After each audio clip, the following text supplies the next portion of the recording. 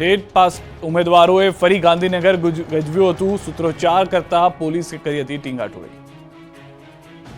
આ વિરોધના દ્રશ્યો છે ગાંધીનગરના. ટેટ પાસ ઉમેદવારોએ પોતાની જૂની માંગોને લઈને ફરી એકવાર ગાંધીનગર ગજવ્યું હતું. રાજ્યભરમાં ટેટ પાસ ઉમેદવારો ગાંધીનગર પહોંચ્યા. વિદ્યા સહાયકોની જગ્યાઓ વધારવા માટે જીવરાજ ભવન ખાતે ધામા નાખ્યા. પોસ્ટરો સાથે ઉમેદવારોએ સૂત્રોચ્ચાર કરી હલ્લાબોલ કર્યો. ઉગ્ર વિરોધ પ્રદર્શન કરી પાટનગર ગજવ્યું. ધોરણ 1 થી 5ની વિદ્યા સહાયકમાં જગ્યા વધારવા માંગ કરાઈ. ધોરણ 1 થી 5માં 10,000 જેટલી ભરતી કરવામાં આવે તેવી માંગ કરી.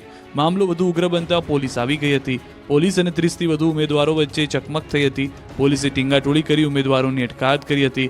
માત્ર 5 વ્યક્તિઓને શિક્ષણ મંત્રીને આવેદન આપવા જવા દેવાયા હતા. મહત્વનું છે કે ધોરણ 1 થી 5માં હાલ 16,181 જગ્યાઓ ખાલી છે. વર્ષ 2011થી 23 સુધીમાં ટેટ 1 પાસ ઉમેદવારોની ખૂબ ઓછી ભરતી કરવામાં આવી છે.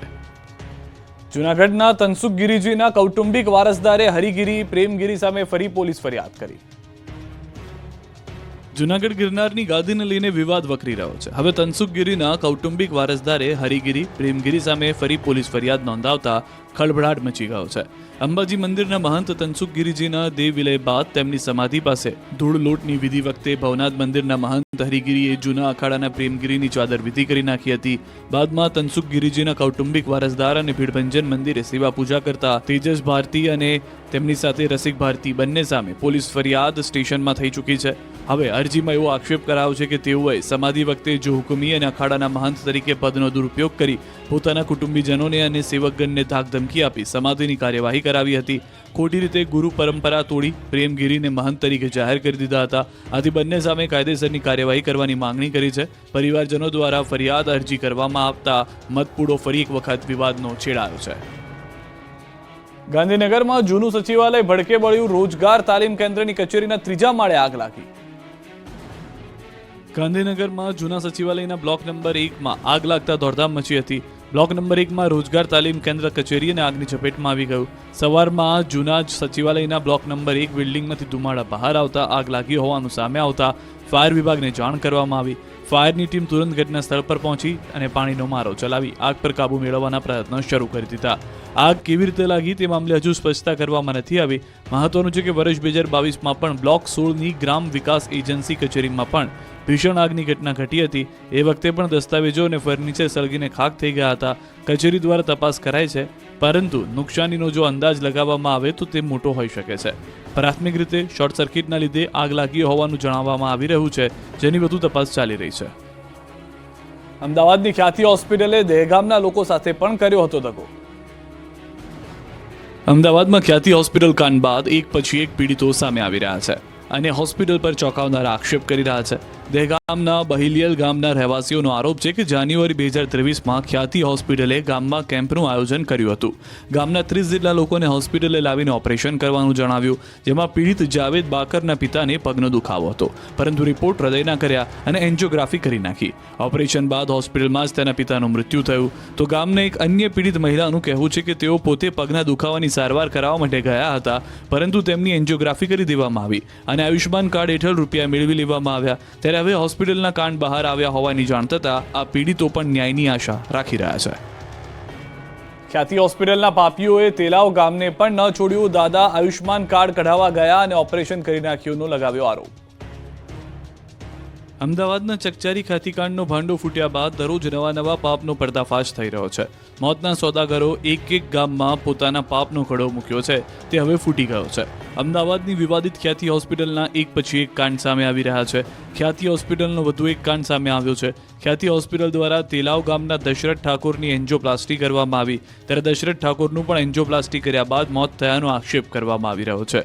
મુખ્ય બાબત એ છે કે હોસ્પિટલે પરિવારને જાણ કર્યા વગર જ ઓપરેશન કરી દીધું હતું. મૃતકના પુત્રનો આક્ષેપ છે કે હોસ્પિટલ દ્વારા યોજાયેલ કેમ્પમાં જણાવાયું કે તેમના પિતાની નસ બ્લોક છે અને તાત્કાલિક તેમનું ઓપરેશન કરી દેવાયું હતું, જે બાબતની પરિવારને પણ જાણ કરવામાં આવી નહોતી. દશરથજી આયુષ્માન કાર્ડ કઢાવવા ગયા અને ઓપરેશન કરી દેવાયાનો તેમના પુત્રનો આરોપ છે. ખ્યાતિ હોસ્પિટલ કૌભાંડ બહાર આવતા ક્રાઇમ બ્રાન્ચે નિવેદન માટે ફોન કર્યો. પાટણમાં બાળ તસ્કરી કાંડનો રેલો રાધનપુર પહોંચ્યો. રાધનપુર નગરપાલિકામાંથી બાળકના જન્મ દાખલો કાઢ્યો હતો. પાટણના દંપતીને અનાથ બાળક 1,20,000માં વેચાણ કરી છેતરપિંડી મામલે પોલીસ દ્વારા તપાસનો ધમધમાટ ચાલી રહ્યો છે. પોલીસે આ કેસમાં નિસંતાન દંપતીને સુરેશ ઠાકોર સંપર્ક કરનાર નિષ્કા હોસ્પિટલ મેડિકલ ચલાવતા 2 કર્મચારીઓની પૂછપરછ કરી. કોરડાના નકલી ડોક્ટર સુરેશ ઠાકોરને પણ જેલ હવાલે કર્યો. ત્યારે આ ઘટનાનો રેલો પાટણથી રાધનપુર પહોંચ્યો. રાધનપુર નગરપાલિકામાંથી બાળકના જન્મનો દાખલો કાઢ્યો. માર્ચ 2024 આસપાસ બાળકના જન્મનો દાખલો કાઢ્યો. સૂત્ર દ્વારા મળતી માહિતી મુજબ બાળકનો જન્મનો દાખલો માટેના કાગળ રાધનપુરની સાંઈ કૃપા હોસ્પિટલમાંથી મળ્યા. રાધનપુરની સાંઈ કૃપા હોસ્પિટલમાંથી ડોક્યુમેન્ટ મળવા છતાં જવાબદાર સામે કોઈ કાર્યવાહી નથી કરાઈ તે મોટો સવાલ છે. બીજી તરફ બાળકના મૂળ માતા પિતા કોણ છે તે તરફ પોલીસ તપાસ ગુપ્ત રાહે કરી રહી છે. સમગ્ર કેસમાં પાટણ એસઓજી પોલીસ મૂળ સુધી ક્યારે પહોંચશે તે જોવું રહ્યું. સુરતની બોગસ હોસ્પિટલને સીલ કર્યા બાદ સંચાલક અને તબીબને નોટિસ. સુરતના પાંડેસરામાં બોગસ જનસેવા મલ્ટી સ્પેશિયાલિટી હોસ્પિટલને સીલ કર્યા બાદ હવે સંચાલક અને તબીબોને નોટિસ ફટકારાઈ છે. તબીબોના ઘરે નોટિસ મોકલવામાં આવી છે, જેમાં 28 નવેમ્બરે તમામ જરૂરી પ્રમાણપત્રો સાથે હાજર રહેવા આદેશ કરાયો છે. સંચાલક અને તબીબો પ્રમાણપત્રો હાજર નહીં કરી શકે તો જિલ્લા કલેક્ટરની અધ્યક્ષતામાં બનેલી કમિટી સમક્ષ રિપોર્ટ કરવામાં આવશે, જેનો રિપોર્ટ ગાંધીનગર સ્થિત આરોગ્ય અને પરિવાર કલ્યાણ વિભાગને કરવામાં આવશે. સ્ટેટ કક્ષાએ રિપોર્ટ આવ્યા બાદ પેનલ્ટી વસૂલાશે અને હોસ્પિટલને સંપૂર્ણ સીલ કરવાની કાર્યવાહી કરાશે. જિલ્લા આરોગ્ય અધિકારી મુજબ હોસ્પિટલને અગાઉ સીલ કરવામાં આવી છે અને નોટિસ પણ ચોંટાડવામાં આવી છે. હોસ્પિટલ પાસે fire NOC, hospital registration, Gujarat nursing council અને પેરામેડિકલ કાઉન્સિલ સહિતના તમામ પ્રમાણપત્રો હોવા જરૂરી છે, જેને રજૂ કરવા માટે હોસ્પિટલના સંચાલક અને તબીબોને એક તક આપવામાં આવી છે. ચકાસણીમાં ગંભીર બાબત મળી આવશે તો હોસ્પિટલની સંપૂર્ણ માન્યતા રદ કરવામાં આવશે. 3 દિવસ બાદ ગુજરાત બની જશે જમ્મુ કાશ્મીર. થરથર ધ્રુજશે ગુજરાત. ગુજરાતમાં ઠંડીનો પ્રકોપ દિવસે ને દિવસે વધી રહ્યો છે. મોટાભાગના શહેર કાતલ ઠંડીની ચપેટમાં આવી ગયા છે. જમ્મુ કાશ્મીરમાં હિમવર્ષાના કારણે ગુજરાતમાં ઠંડીનું મોજું ફરી વળ્યું છે. ઠંડાગાર પવનો ફૂંકાઈ રહ્યા છે. મંગળવારે ગુજરાતનું નલિયા 13.4 ડિગ્રી સાથે સૌથી વધુ ઠંડુગાર રહ્યું, તો રાજકોટમાં 14.8 ડિગ્રી તાપમાન નોંધાયું. અન્ય શહેરોમાં પણ 15 થી 17 ડિગ્રી આસપાસ તાપમાન નોંધાતા લોકો ગરમ વસ્ત્રોમાં લપેટાતા નજરે પડ્યા.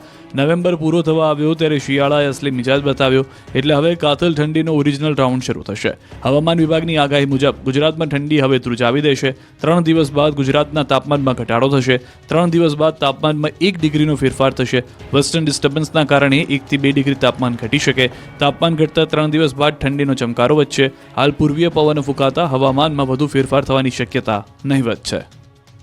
ટેકાના ભાવે મગફળી ખરીદ્યા બાદ સમયસર પૈસા ન મળતા હિંમતનગરના ખેડૂતો પરેશાન. આ વખતે મગફળીના ટેકાના સારા ભાવ મળતા ખેડૂતોમાં ખુશીનો માહોલ છે. ખાનગી માર્કેટમાં મગફળીના 900 થી 1000 રૂપિયા મળી રહ્યા છે, જ્યારે ટેકાના ભાવ 1356 જેટલા મળી રહ્યા છે. છતાં ખેડૂતો મજબૂર બની ખાનગી માર્કેટયાર્ડમાં મગફળી વેચી રહ્યા છે. તેનું એકમાત્ર કારણ છે મગફળીના મોડા પડતા પૈસા. ટેકાના ભાવે મગફળી વેચ્યા બાદ ખેડૂતોના જણાવ્યા મુજબ 20 થી 25 દિવસ બાદ પૈસા મળે છે, જ્યારે ખેડૂતોને હાલ નવી સિઝનની ખેતી કરવાની હોવાથી 20 થી 25 દિવસનો સમય રાહ જોઈ શકે તેમ નથી. જેથી હિંમતનગરમાં મજબૂર થઈ ખેડૂતો ખાનગી માર્કેટયાર્ડમાં મગફળી વેચી રહ્યા છે, કારણ કે ખાનગી માર્કેટમાં તેમને 2 થી 3 દિવસમાં પેમેન્ટ મળી જાય છે. તો આ તરફ મોટી સંખ્યામાં ખેડૂતોએ રજીસ્ટ્રેશન કરાવ્યા બાદ પણ ઉતારાના આધારે માત્ર અમુક મણ સુધીની જ મગફળી ખરીદી કરવામાં આવતી હોવાનો આક્ષેપ કરાયો છે. મહત્વનું છે કે હિંમતનગર માર્કેટયાર્ડમાં દરરોજ ટ્રેક્ટરની લાંબી લાઈનો લાગે છે.